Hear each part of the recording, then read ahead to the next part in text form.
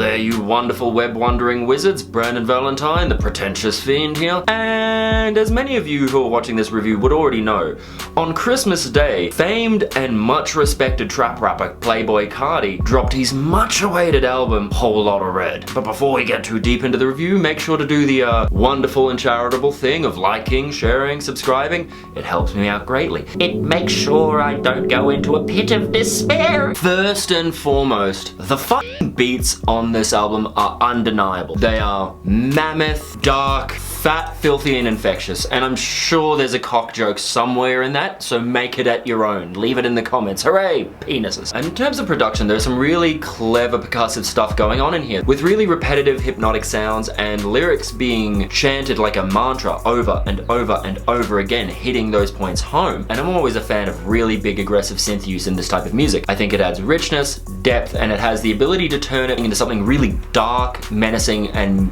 meaningful, which is something I really appreciate if I'm to listen to a trap track. It needs to be the soundtrack to a aggressive, cathartic release. And so kicking straight in with the first song on the album, Rockstar Made, you're met with that super aggressive trap bass. You can tell he's trying to do this short, sharp, minimalist flow with this real throat choke, and to be honest, I'm not sure if it quite works, because instead of letting that aggression out, it really tends to fucking tame it. It sounds a lot smaller than it should given the size and breadth of the bass and the beats. Go to the Moon, which has a Kanye West feel.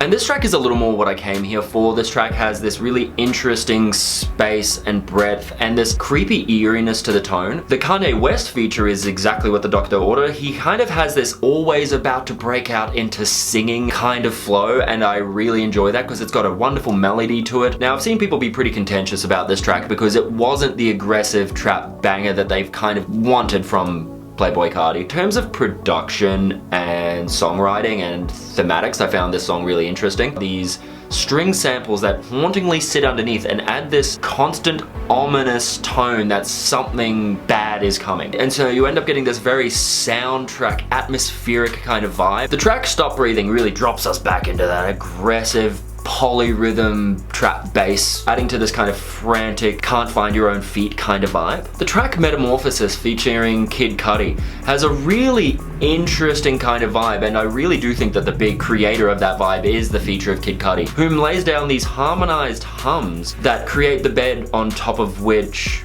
Carti raps over, and that human element of Cudi's vocals adds this really nice organic feel to it. But unfortunately, once that part stops, I'm really left wanting for some sort of dynamic, some sort of other tone, because we're left with just this and then you drop back into Cudi's feature where he has this really interesting flow that really beautifully melts into a sung, wonderful, melodious part. And from saying that, going into the next song, Slayer, we're met with a bit more of a major key, lighter addition in terms of beats. It's not as aggressive, and Carti's voice here does actually start to add a bit more clarity, a bit more dynamic, a bit more character. The track No Sleep have these fucking aggressive beats. They just beat their way into the song, forcing themselves in on like a offbeat and just hitting that line, when I go to sleep I dream about murder, over and over and over and over again, makes this song a really aggressive and fucking gnarly cut. With the track T-Nex, we're met with a Future feature, and this track smooths things out a bit more with that kind of glissando little lead and a bit less distortion on the bass, and it's kind of a bit of a sexier, smoother, bouncing drive track. But in terms of dynamic, the exact way it starts is the exact way it ends. And to be honest, the Future feature is kind of a little bit underwhelming. They've both just got this small, over-affected vocal process. I did like the kind of pitched up, fucked up vocal production that ended up using voice as kind of an instrumental hook. With the track Meh, great song name by the way. And whilst this song might not really be anything revolutionary in terms of trap, the bass is juicy, fat, disgusting in the best possible way. With the track Vamp Anthem, we're really starting to delve more into this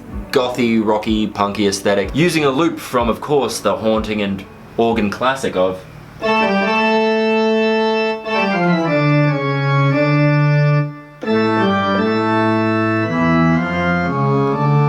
and with the depth of that organ sample,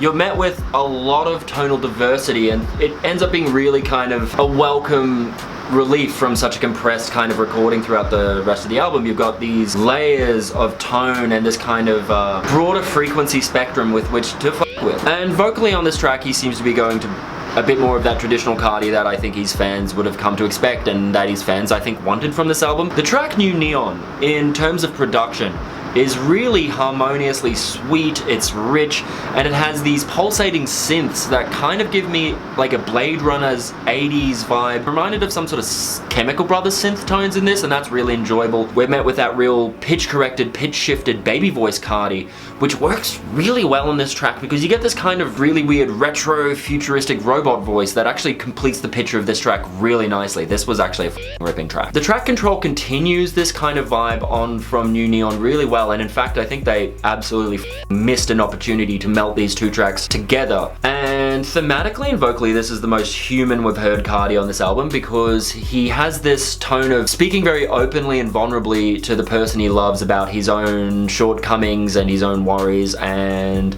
some of the downfalls of the worlds he chooses to partake in. And as I said before, you're really starting to see that the second half of this album is an album unto itself, and it's much more cohesive, much more structured, and just generally fucking better. The track On This Time is aggressive from the fucking get-go. This is a relentless, visceral, cathartic trap beast. It's vicious, it's filthy. But we've also got these really awesome little synth lead arpeggios that are kind of chromatic and nasty.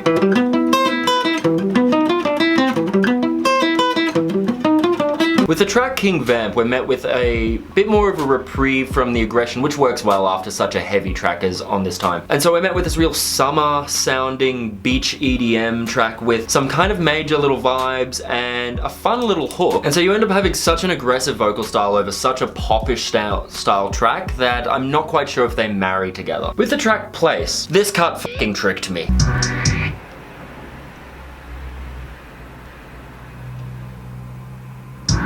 Honestly, my dumb white ass was sitting there going, oh my god, did my headphones come out? Did Spotify crash? What happened? Oh no. But with this track, I really enjoyed that we were finally met with something that was genuinely smooth, was genuinely sexy, and had that kind of post-party kind of vibe to it. With those really washy synths and this kind of really dreamy, sweet nature, this is something I really enjoyed. But by this point in the album, you're really starting to see that this second half has some really great cuts on it, and they're cohesive, they feel as if they were made together, and I have to start wondering, are there this many songs because this was nearly 2 albums? And going into tracks like Not Playing, where you have this really psychedelic style synth that really draws you in for a bit of a trippy experience, but then has these really jarring staccato parts that are designed to be a immediate wake-up call. Thematically and artistically, that works really well.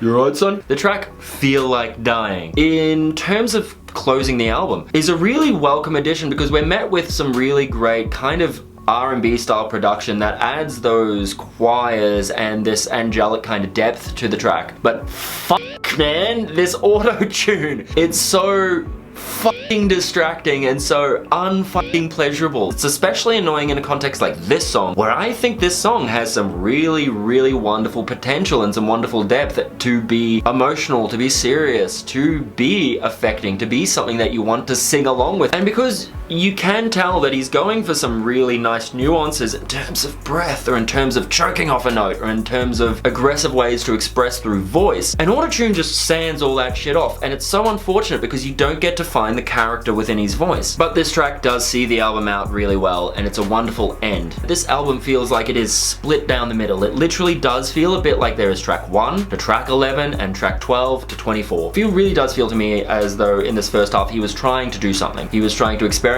with something more aggressive, more nasty, doesn't let any character or humanity out. I do feel that the second half is maybe what a lot of people wanted this album to be, and it's got more dynamic, it's more open, you have the ability to understand him emotionally. I do honestly think if this was 12 honed and cohesive cuts, this would be a vicious take of an album. This would be such a weapon. But more importantly, let me know in the comments what you thought of this album. And of course, like, share, subscribe, press the bell, do the things, yes. Brandon Valentine here, the Pretentious Fiend.